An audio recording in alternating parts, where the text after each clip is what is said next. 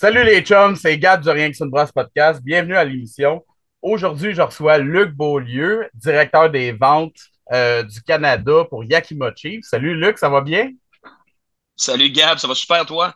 Yes, ça va super bien. Merci d'être à l'émission. Je suis très content de t'avoir. Aujourd'hui, on Ben va merci, un parler plaisir. de houblon, Yes évidemment. sir. Fait que parle-nous donc un peu avant de Yakima Chief, là. Qu'est-ce que vous faites dans la vie? D'où est-ce que ça vient, etc.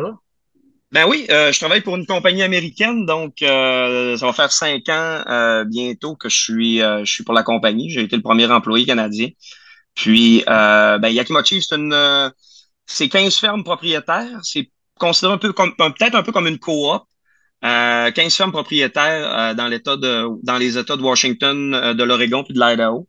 Ben nous, on achète des houblons d'à peu près une 45 fermes au total. On fait environ entre 40 et 45 millions de livres de houblons par année dans ces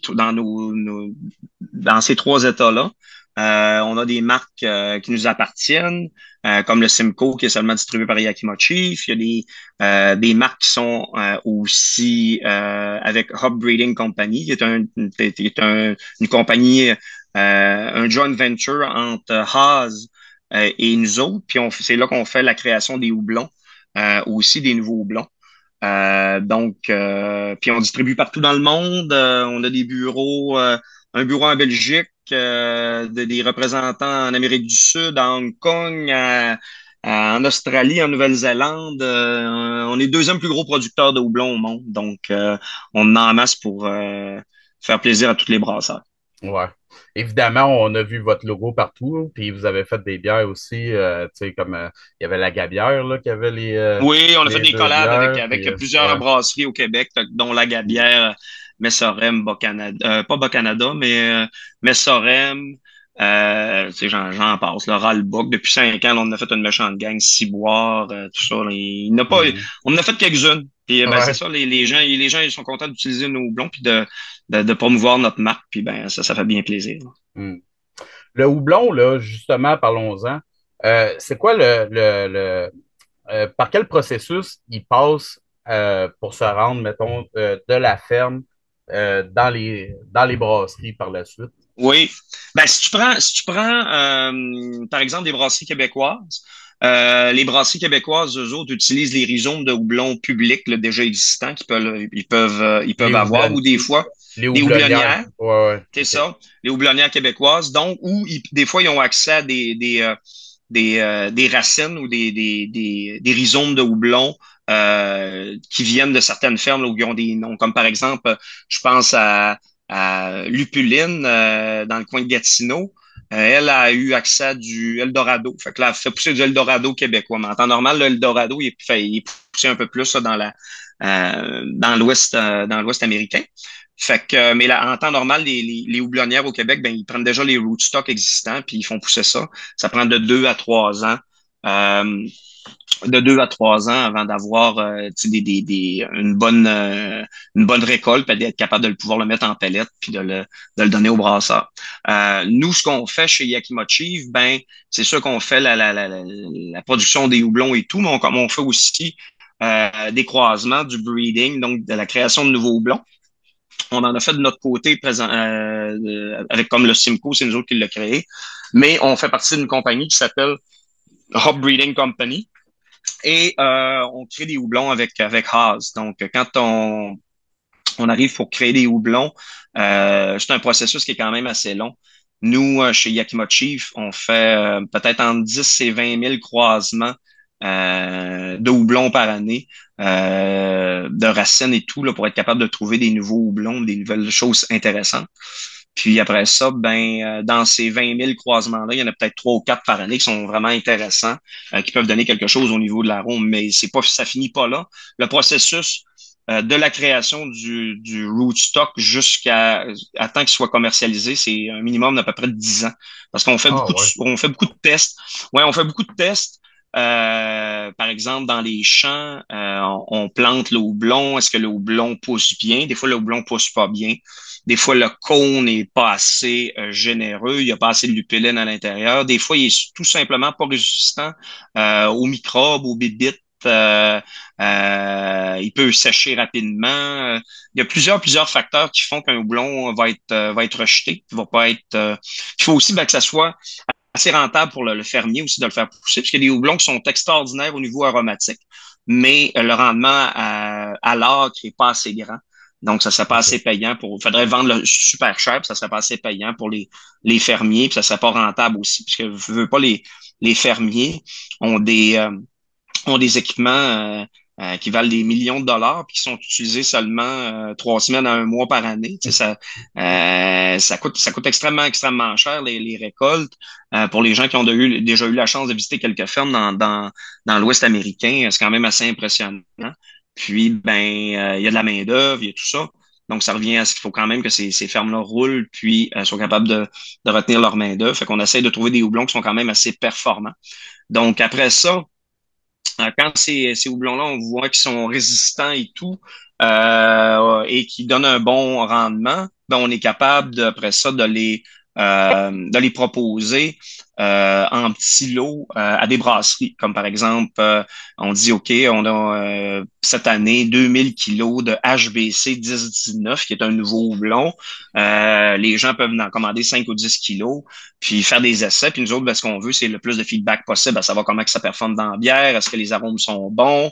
Nous, on fait déjà des tests avant de les envoyer au brasseur, mais c'est vraiment les gars comme vous autres qui nous donnent vraiment le feedback final sur qu'est-ce qu'ils pensent. Puis ben à la fin de tout ça, ben c'est le consommateur qui décide s'il aime le houblon ou pas. Fait que c'est un peu ça le procédé.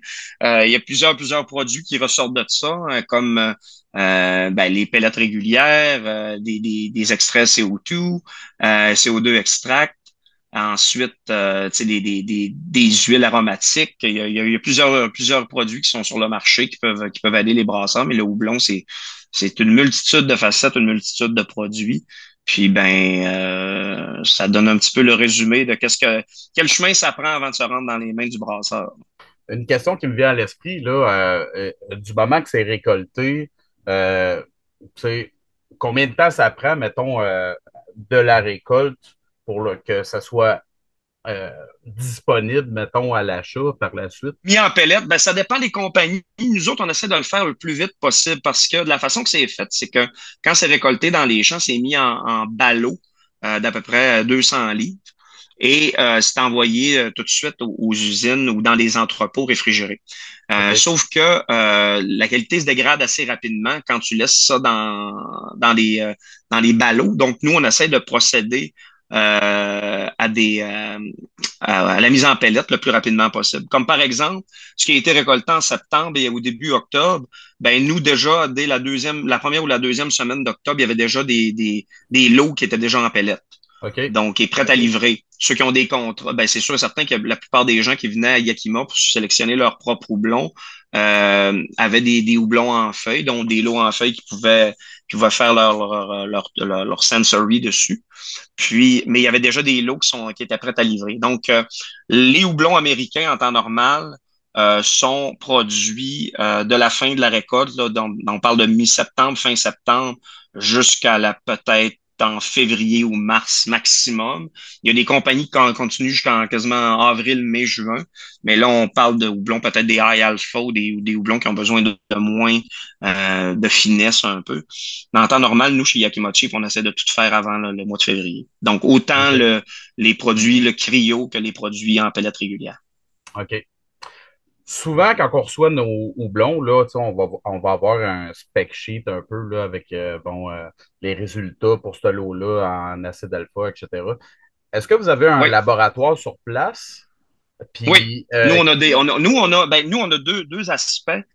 C'est sûr que les labos qui font l'analyse complète des houblons. D'ailleurs, nous autres, dans l'industrie, on est un de ceux qui donnent le plus d'informations. mhm. Yakimochi, on est un de ceux qui donnent le plus d'informations sur ce qu'il y a à l'intérieur. On donne pas juste l'alpha et le bêta, on donne vraiment beaucoup d'informations sur qu'est-ce que le houblon qu'on vous propose contient. Donc, il y a des informations sur les huiles aromatiques, le HSI, donc qui est le taux, pas le taux, mais l'indice de dégradation des houblons. Il y a plein de choses que nous autres on fournit. Mais aussi, ce qu'on fait depuis quelques années, aussi, on a une équipe de recherche et de sensory. Donc, ce qu'on vous donne, on peut vous donner aussi des spider graphs sur, par exemple, qu'est-ce que le houblon donne au nez ou au sensory. Donc, il y a plusieurs personnes qui sont entraînées chez Yakima à faire du sensory sur les lots de houblon qui rentrent.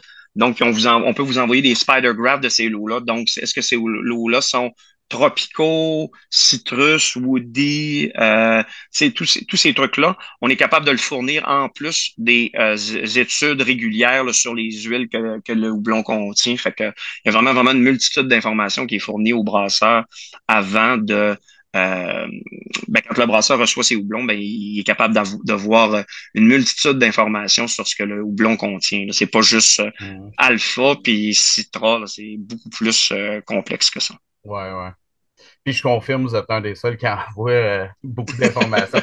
Des fois, j'ai déjà eu bien de la misère à trouver des infos, fait que c'est tout le temps le fun d'avoir accès à ces informations-là. En plus, avec votre outil en ligne là, pour chercher un lot en particulier, c'est vraiment C'est très ça, facile, là. Le Lot Lookup, là, c'est Ouais. l'outil des brasseurs, les gens l'aiment bien. Ah oui, moi j'ai adoré, en tout cas. Donc, tant mieux. Euh, quelle propriété est-ce qu'on devrait toujours regarder quand on choisit un houblon pour une recette? Là, c'est sûr, ça va dépendre de la recette. Ça va dépendre du Mhm. type de bière que tu veux faire. Euh, mais c'est quoi les propriétés, vraiment les premières qu'on devrait regarder, tu penses? Ben, c'est ça, c'est en te basant sur le type de bière que tu veux faire. C'est sûr, certain que tu fais des bières de type noble, tu iras pas avec comme par exemple des lagers, des trucs du genre, tu iras pas avec des houblons super aromatiques avec des alphas super hauts. Donc, c'est vraiment de regarder la base des houblons et de ta recette. Par exemple, il y a tu sais, on vend à peu près une soixantaine, 60 à 65 sortes de houblons différents. Donc, il y en a Mhm. pour à peu près toutes les propriétés. Mais c'est vraiment la base de ta recette qui va faire quel genre de houblon tu vas choisir. Puis après, ben, il y en a qui font de l'expérimentation. Donc, il y en a qui vont essayer des houblons qui sont pas nécessairement, c'est genre classique pour ce genre de bière-là. C'est vraiment au choix du brasseur, mais vraiment, c'est de se baser sur peut-être une recette de base, puis de regarder les houblons qui sont disponibles, après ça, d'être capable de jouer, puis de naviguer dans tous ces houblons-là. Mhm. Mais c'est vraiment une question, tu sais, de choix personnel du brasseur. Mais en temps normal, si tu veux faire une bière anglaise, ben, en temps normal, du East Golding, c'est un bon choix. Puis si tu veux faire des IPA, ben, si tu prends du Citra, du Mosaïque, du Simcoe, puis tu devrais être en business. Mhm. Mais c'est plus large que ça. Donc, c'est vraiment si tu veux faire une bière avec tu sais, une tonne d'aromatique ou une bombe aromatique, ben, c'est sûr et certain que tu vas prendre des houblons sur lequel le sensory a déjà été fait, puis tu es capable d'avoir des informations assez claires sur ce que tu veux atteindre. Mais il y a pas de science exacte. Il y a vraiment encore, tu sais, on sait que les brasseurs, depuis quelques années, utilisent beaucoup là, les mêmes houblons. Il y a des houblons qui sont bien gros à mode, mais il n'y a pas de réponse exacte. C'est vraiment au choix du brasseur. Ouais, puis je me suis rendu compte aussi, tu sais, que la plupart des brasseurs vont y aller avec ce qu'ils connaissent, là, tu sais. C'est Oui, on ça. va être Mais tenté d'essayer des nouvelles affaires, mais la plupart du temps, tu sais que celui-là va goûter, fait que c'est probablement vers ça que tu vas aller, tu sais. Hmm. ouais, ben c'est pour cette raison-là que les représentants de Houblon sont là. C'est pour vous conseiller tous les nouveaux produits, vous en parler. Fait que appelez-nous, ben, ça va nous faire plaisir de vous aider, mais il y a toujours des nouvelles affaires, il y a toujours des nouveaux produits.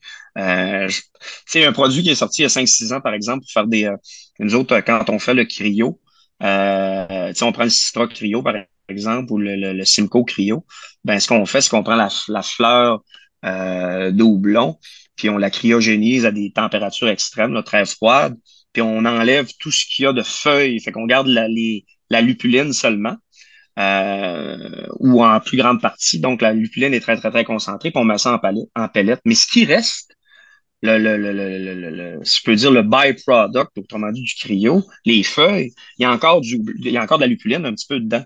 Fait qu'on est capable de le mettre en pellet puis de faire du citrat, mais au lieu de faire du citrat à 12, 13, 14% d'alpha, on fait du citrat à 2% d'alpha. Fait que tu es capable OK. de faire des American Lager, par exemple, des trucs plus légers, des saisons. Tu peux utiliser ces houblons-là, qui sont pas nécessairement très, très, très connus, un produit qui est très connu, puis qui donne des super bons résultats. Tu sais, je prends un exemple de quelle bière que je pourrais prendre qui utilise ça. Ah, ben, il y a Donham qui font la Citra de table depuis plusieurs années, Ouais. une ou deux fois par année. Puis ils utilisent ça du Citra ben, on l'appelle American Noble. Fait que OK. c'est une réplique un peu d'un des houblons nobles européens, mais avec des houblons américains. Donc, ça Ah. donne une bière assez incroyable, là, une bière de table super facile à boire, puis qui obtient des bons résultats. Mais ça, c'est un genre, c'est un exemple des produits qu'on peut avoir que Mhm. les gens ne connaissent pas. Fait que ça vaut toujours la peine de nous appeler pour avoir des conseils. Ouais, même moi, je connaissais pas ce genre de produit-là. Bon, Je ben vais garder garde, ça en tête. tu checkeras ça. En plus, c'est pas cher, fait que ça vaut la peine. Parfait. Euh, est-ce que ma prochaine question, ça fait un bout que je me la pose, hein. Est-ce que le fait de sentir, parce que j'ai vu, tu sais, les différentes brasseries que tu as amenées pour aller faire leur Ouais. sélection, etc. Bon, c'est sûr que quand tu viens pour faire ta sélection, tu peux juste le faire au nez, dans le fond, tu sais, parce que tu n'as pas un Mhm. produit final avec ce produit-là. Est-ce Ouais. que tu penses que le fait de le sentir va vraiment nous donner une idée du produit final que ça va donner? Ou il faut Ah qu'il oui. aille. Oui, Ben, ça donne une bonne idée parce que si tu arrives puis tu choisis, euh, par exemple, du Simcoe, on arrive puis on a 5 lots de Simcoe différents, le houblon est en feuille, les gens commencent à le frotter, commencent à le sentir. Tu pourrais penser que c'est 5 houblons différents, des fois. OK. Donc, souvent, ce que les brasseries ont quand ils achètent ailleurs que chez Yakimochief ou quand ils achètent des fois de chez nous aussi, il y a des blends de houblon qui sont faits. Donc, par exemple, le Simcoe, euh, on récolte le Simcoe dans l'État de l'Idaho, dans l'État de l'Oregon, puis dans l'État de Washington. On va pogner c'est du Simcoe en Oregon qui va être un peu moins fort. Tu vas en avoir un qui est peut-être un peu plus skunky. Tu vas en avoir un qui est un peu plus tropical. Quand tu les prends tout seuls, ces houblons-là sont pas nécessairement très intéressants, mais quand tu les blends ensemble, ben, ça fait un houblon qui est qui est du Simcoe. Donc, on fait pas aucun gaspillage. Sauf que les gens qui viennent directement à Yakima, ben souvent, ils peuvent sélectionner leur houblon, puis c'est un seul champ. OK. Donc, quelqu'un qui va avoir du Simcoe un peu plus old school, je pourrais dire, là, tu sais, plus pain, quand je parle d'épinette, un peu plus, pas pain, la baguette de pain, mais pain épinette. C'est genre Ouais. épinette ou un peu plus old school, faire des. Fait que tu peux trouver ce genre de Simcoe-là. Puis sinon, ben, tu peux frotter puis avoir du Simcoe qui va être super tropical ou fruité ou tout ça qui va pencher un petit peu plus là-dessus. Fait que, donc, oui, ça te donne une bonne idée de qu'est-ce que l'eau va représenter. C'est sûr et certain que tu sens des feuilles, tu sens pas juste la lupuline. Lorsqu'il va être il va être produit en pellet, euh, ben, il va perdre un petit peu de propriété et tout ça, mais ça te donne vraiment, vraiment une bonne idée de ce que le lot peut faire. Puis ben, après ça, ben, nous, ce qu'on veut, c'est le feedback des gens quand ils font leur bière directement à la fin, mais le processus de sélection aide vraiment, vraiment beaucoup à savoir comment ton houblon va performer, puis quel genre d'arôme tu vas aller chercher dans ton houblon. OK. J'ai une question un peu plus pour le vendeur. C'est Oui, quoi les combos de houblon qui marchent le mieux d'habitude, que tu vas vendre le mieux ou que les ben, brasseurs vont le plus utiliser? Citron, mosaïque, Simcoe. Ça n'a pas Ouais, changé. ouais, Non, c'est ouais. sûr et certain que il y a des brasseries, là. Il y a des brasseries, on se le cachera pas, il y a des brasseries qui ont fait leur renommée sur ces trois houblons-là, qu'on utilise beaucoup, tout ça, c'est ce qui a fait aussi, c'est que toute le marché des IPA depuis peut-être une quinzaine d'années ont été basés pas mal sur ces trois houblons-là. C'est sûr, certain qu'il y a des houblons de l'extérieur qui marchent très fort. Si on pense des houblons néo-zélandais, tu sais, le Nelson Sauvin. Si on parle en Australie, il y a le Galaxy. Mais ces 5-6 houblons-là font que souvent sont très utilisés puis donnent des résultats incroyables. Mais comme je te dis, les résultats peuvent être infinis. Tu peux utiliser, je sais pas moi, 10% de citron dans une bière, puis utiliser trois autres houblons après. Puis ça va donner des excellents résultats. Fait que toutes des combinaisons qui sont pas très bonnes, il y en a. Mais quand tu utilises des houblons qui sont de qualité, qui ont des excellents arômes, tu sais qu'ils viennent d'une bonne source, qui sont frais, en temps normal, tu n'es pas supposé avoir de problème. C'est juste que ton dosage doit être conséquent. C'est sûr, il ne faut pas que tu en mettes trop non plus. Tu peux en mettre un peu plus que le client demande aussi. Tout dépend du genre de bière que tu veux faire. Mais c'est sûr certain que euh, il y a la Holy Trinity, là, qui est le Citra Mosaic Simcoe. Ça reste toujours un excellent choix. Mais il y a tellement de bons houblons, puis il y a des houblons sont sous-utilisés, qui devraient être plus utilisés, qui passent des fois under the radar. C'est sûr, certain, quand je prends la Idaho 7 depuis 2 ou 3 ans, c'est Yakima Chief maintenant qui est propriétaire du stock, puis c'est nous autres qui fait le breeding du Idaho 7. La qualité est incroyable depuis 2 ou 3 ans. C'est un houblon qui est pas nécessairement beaucoup utilisé, puis tu sais, qui shine dans la bière de façon assez incroyable. Il y a des gens qui l'ont utilisé il y a 5 6 ans. Parce que souvent, c'est ça qui arrive aussi avec les brasseurs, c'est que tu l'utilises une fois. Il y a, des fois, le mix n'est pas nécessairement bon, la qualité n'est pas nécessairement là, surtout au début d'un truc, puis ils reviennent pas nécessairement, puis ils reviennent à ce qu'ils connaissent, puis ils reviennent à leur classique. Mais des houblons intéressants qui mériteraient d'avoir un peu plus de visibilité. Là. Je peux t'en nommer une 10 12 une shot comme ça que je dirais que crème, ça serait tellement fun que les clients l'utilisent plus. Il y en a toujours aussi dans les houblons à venir tu sais, qui vont être très, très, très populaires dans les prochaines années, puis les nouveaux houblons qui sortent.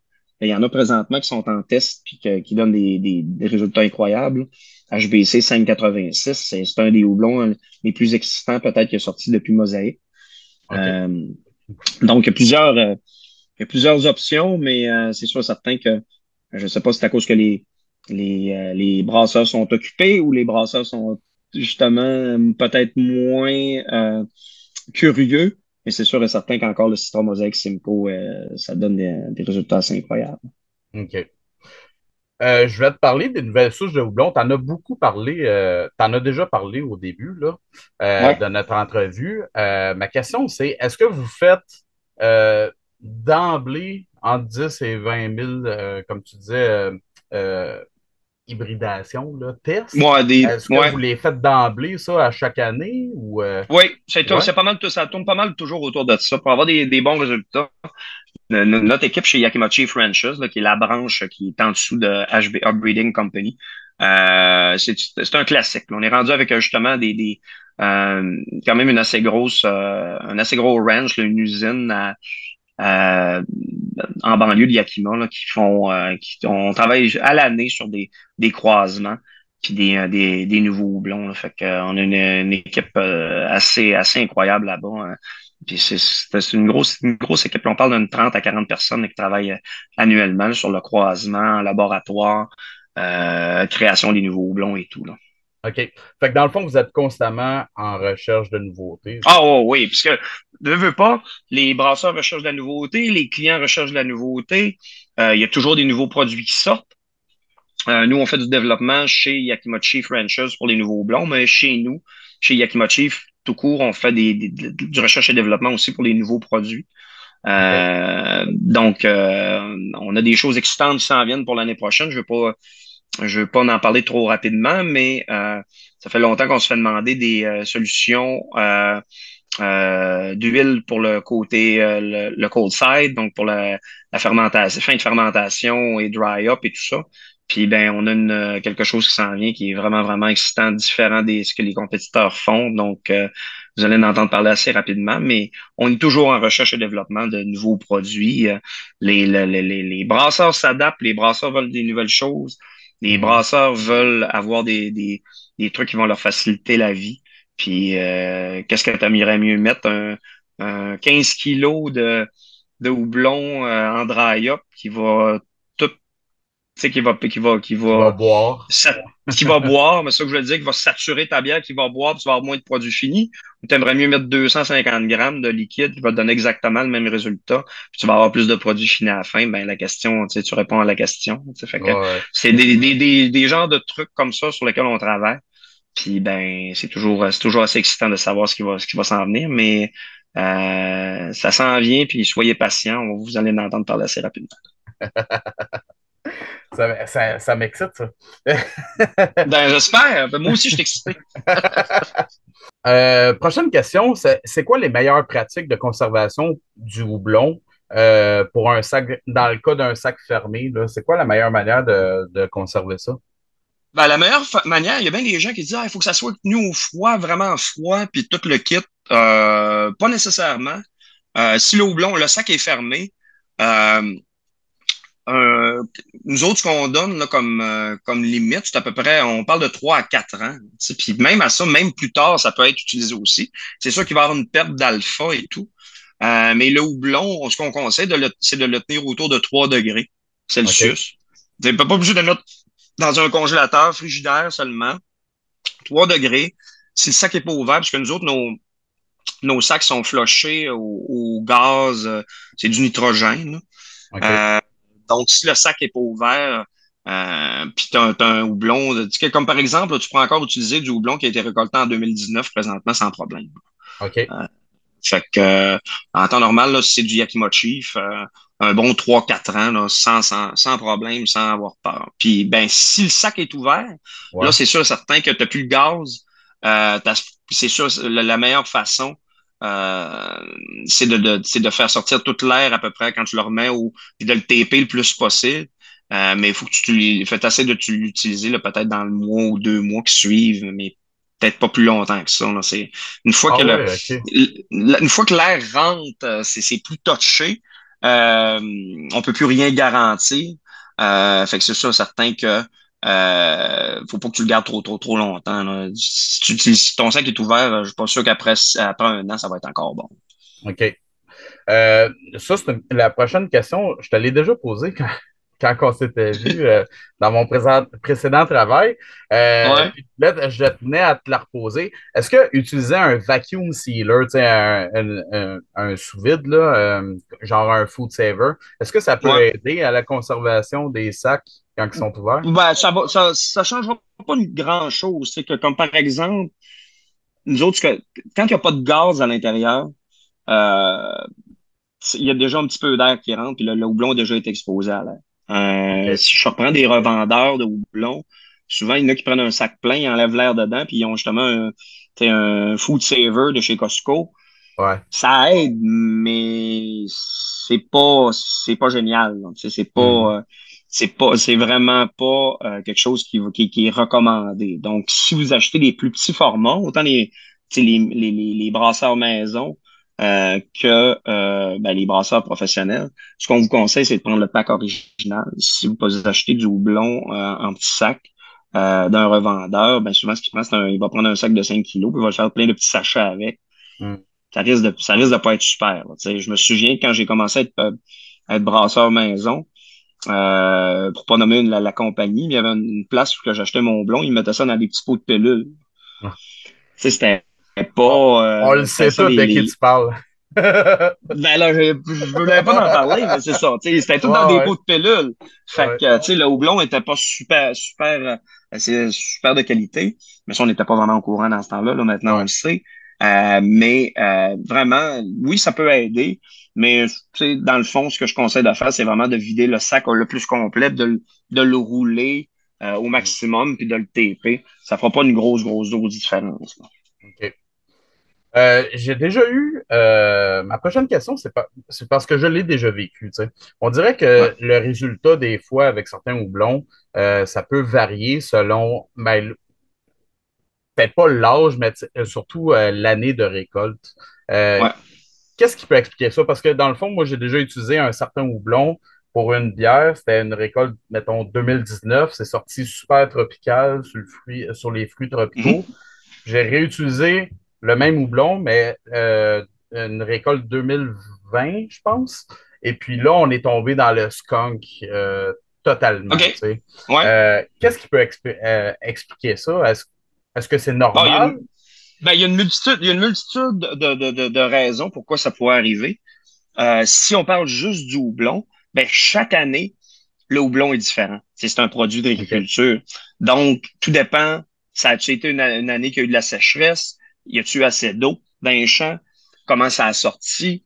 Le houblon a été exposé à quelque chose? Le houblon que tu as eu, OK, c'était un Citra 2019, par exemple. Je prends un Citra comme exemple. Ça peut être n'importe quoi. Citra 2019, puis Citra 2020.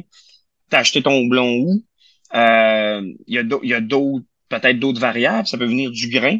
Le malt et ces choses-là, les enzymes, c'est exactement le même problème. Comme par exemple, présentement, au Canada, dans la dernière année, il y a eu des sécheresses dans l'Ouest. Donc, les houblons, le malt est moins performant. Donc, il y a une multitude de raisons pour lesquelles ça peut arriver, sauf que si c'est le houblon même, à chaque année, le houblon est différent parce que c'est un produit d'agriculture. Donc, il y a une multitude de facteurs qui peuvent faire que le houblon sera pas bon. Mais ce que je peux voir, si ton houblon était sentait à mouchette, il a peut-être été exposé à l'air, il y a peut-être eu quelque chose qui est arrivé dans le processus d'empaquetage. Euh, la Mhm. réponse exacte est dure à trouver. Non, c'est sûr. Ouais. Mais c'est juste au niveau du houblon. Les possibilités, ça serait température différente, donc vague de chaleur suivie de ou manque d'eau, qui donne des houblons peut-être un peu plus faibles en alpha, moins aromatiques. C'est ce que je pourrais voir là, comme OK. problème. OK. Fait qu'au final, tu sais, si ça s'appelle Citra, ça veut pas dire que ça va tout le temps avoir le même goût euh, Ben, spécifique d'année en spécifique, tu sais. année. Tu sais. Non, parce qu'il y a il y a des gens qui vont chercher du Citra tu sais, on parle un petit peu de pipi de chat, là, tu sais, il y a toujours une Mhm. petite odeur un peu pipi de chat, dans le Citra. Il y en a qui adorent ça, il y en a qui aiment pas ça. Donc, il y en a qui vont chercher moi, j'ai des clients des États-Unis qui viennent au bureau à Yakima puis ils veulent du Citra qui goûte le Orange Creamsicle. Ça, c'est leur description. Puis ils font du sensory. Puis ce qu'ils veulent, c'est du orange creamsicle. Fait que, oui, tu vas avoir une sorte de houblon, mais regarde, si tu prends par exemple, ça dépend aussi du terroir. Si tu prends le cascade, il y en a partout. À cette heure, il y en pousse au Québec, il y en pousse en Nouvelle-Zélande, Mhm. il en pousse aux États-Unis. Mais si tu prends trois lots de cascade de trois places différentes, c'est exactement comme la même chose avec le raisin, puis le vin, puis les cépages. Si tu prends du cépage, un cépage qui est poussé au Québec, puis un cépage qui est poussé en Europe, tu vas pas en tout avoir le même résultat. Donc, même si ça porte le même nom, ça s'applique au houblon aussi. OK. OK. Euh, Petite question technique. Est-ce que c'est possible d'avoir une contamination qui provient du houblon Andrea? Parce que je suis sûr qu'il y a des brasseurs qui sont déjà posé la question, tu sais, mettons. Ben, c'est pas supposé parce que le houblon est antiseptique. Donc, le OK. houblon est utilisé pour justement être capable, parce que le houblon est pas supposé de créer une contamination. C'est sûr qu'il y a du hop creep qui peut arriver, Mhm. tout ça avec la levure et tout, mais créer une contamination qui vient du houblon, ça serait quasiment impossible parce que le Mhm. houblon est utilisé pour l'aromatique, mais aussi pour aseptiser Mhm. ta bière.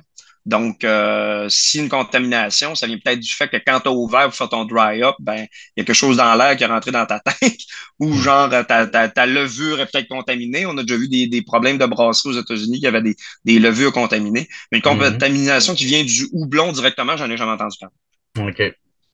Mais je te posais la question parce que je me l'ai déjà fait poser. Fait que ça, c'est une Ah, bonne ben là, chose à répondre. non, non, mais c'est sûr, mais moi, j'ai jamais eu, ça fait 5 ans que je suis chez Yakimochi, puis j'ai jamais eu quelqu'un qui m'a dit, garde, ton houblon a contaminé ma bière, qui aurait retourné, puis qu'on fait des tests au bureau pour savoir qu'est-ce qui s'est passé, c'est jamais, jamais arrivé. Fait OK. que, ça vient d'ailleurs, ça vient pas de nous autres. Parfait. Ouais, mais souvent, c'est ça, c'est toujours plus facile quand tu as une contamination. Quand tu fais face à une contamination, c'est toujours plus facile de dire, ah, ça doit venir du fournisseur de ça ou de ça, tu sais, à la place Ben oui, de regarder ses process en soi-même, là, tu sais. c'est Toujours plus carrément, facile.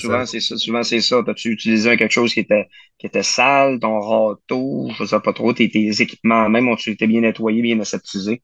Il y a Ouais. bien une multitude de choses, mais le houblon en temps normal est aseptique, donc ne devrait pas avoir de OK. problème. OK. En terminant, c'est quoi les plus grosses erreurs que tu as déjà vues ou entendues qu'un brasseur aurait pu faire dans l'utilisation du houblon ou dans la conservation ou quelque chose comme ça? Pas en mettre assez, ça c'est la plus grosse erreur. Mettez-en toujours, toujours plus, C'est bon, puis ça. ça va bien aller. Non, sans farce, ben c'est ça, c'est que souvent, les gens ont peur d'en mettre. Il y a des brasseries et des brasseurs qui disent ben bon, ils veulent faire des économies puis ils veulent atteindre une bombe d'aromatique et tout ça, mais ils en mettent pas assez. Donc, je fais des farces, mais c'est souvent mettez-en un peu plus, puis ça devrait être pas mal. Puis moi, ben, ça m'aide dans mes ventes, fait que je suis bien content. Mais à part ça, non, c'est sûr, comme je vous dis, si le houblon est frais, conservé au froid, bien utilisé, euh, t'es pas supposé avoir de problème avec nos produits, là. C'est vraiment une question euh, de base, mais les gens, quand le produit est bien utilisé, il ne devrait pas avoir de problème. Mais Mhm. ce que je peux voir, c'est la seule chose, c'est que si tu doutes, mets-en un peu plus, puis ça devrait être correct. T'as bien raison là-dessus, je suis bien d'accord. Ouais. Yes, sir, c'est bon. Puis, ben, as-tu des plugs? Qu'est-ce qui s'en vient? Là, tu m'as parlé de nouveautés. Y a-tu des affaires que tu peux nous parler, des collabos ou quelque chose comme ça qui s'en vient pour vous autres? Ben, il y a toujours des trucs dans le pipeline. Je t'avoue, ben, franchement, que là, c'est la fin de l'année, donc on est en train de finir notre année fiscale. Nous, chez Yakima Chief, on est en train de regarder présentement, ça fait un bout qu'on le promet, mais là, ça s'en vient, entrepôt canadien. Mhm. Euh, donc, ça va être beaucoup plus facile pour les gens de commander chez nous. Il va y avoir des volumes en spot. La plupart des contrats vont être au Canada. Euh, donc, ça, c'est pas mal excitant. Tous les contrats à partir de Crop Year 22 en montant sont rendus en dollars canadiens. OK. Fait que plus en US. Fait que ça, c'est pas mal les choses excitantes qui s'en viennent chez nous. Nouveau blond, ben, comme je t'ai dit tantôt, regardez notre solution d'huile aromatique qui s'en vient. D'huile aromatique, c'est pas vraiment ça le nom, là, mais il y a un nom, mais je veux pas en parler tout de suite parce que c'est pas sorti, puis c'est pas officiel, mais il va y avoir quelques collabs qui vont être faites avec ce produit-là avec des brasseries ontariennes et québécoises bientôt. Les nouveaux HPC. On a je sais pas si c'est vendre la peau de l'ours, mais non. Je vais l'annoncer un petit peu en primeur, mais Oh, on a une oui. nouvelle entente avec New Zealand Hops. Ah oui? OK. Donc, on va être un distributeur mondial de New Zealand pour l'année Oh, prochaine. Puis, il va y avoir des produits néo-zélandais en cryo qui vont être faits. Donc, wow. Nectaron, Riwaka, Nelson Sauvin, des trucs du genre qui vont être disponibles à partir de Crop Year 2023. Eux autres, c'est planté déjà. Tu sais, en Australie, présentement, c'est l'été. Ouais. Donc, le houblon va être récolté au mois de mars, avril. Donc, à partir de l'été prochain, on devrait avoir des produits néo-zélandais cryo. Donc, pour la Ah, première ouais. fois. Fait que ça, c'est pas mal excitant. Puis, c'est ça. Fait que, C'est donc appelez-nous. bien cool, ça.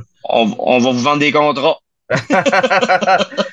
C'est vraiment très cool de le faire à mon émission en plus, ce scoop-là. Merci, c'est cool, ça. Aucun problème. Ça me fait plaisir. Yes, sir. Bon, ben, merci infiniment de t'être prêté au jeu puis d'avoir participé. C'était Ça me fait vraiment plaisir, cool. Gab. C'était bien intéressant. Puis à vous autres, les auditeurs, ben, on prend une petite pause pour Noël, puis on revient vers la mi-janvier, à peu près, autour du 15 janvier. Je vous souhaite un très joyeux temps des fêtes. Puis sinon, ben, à un prochain épisode. Cheers! Ben oui, buvez modérément dans le temps des fêtes. Oui, aussi.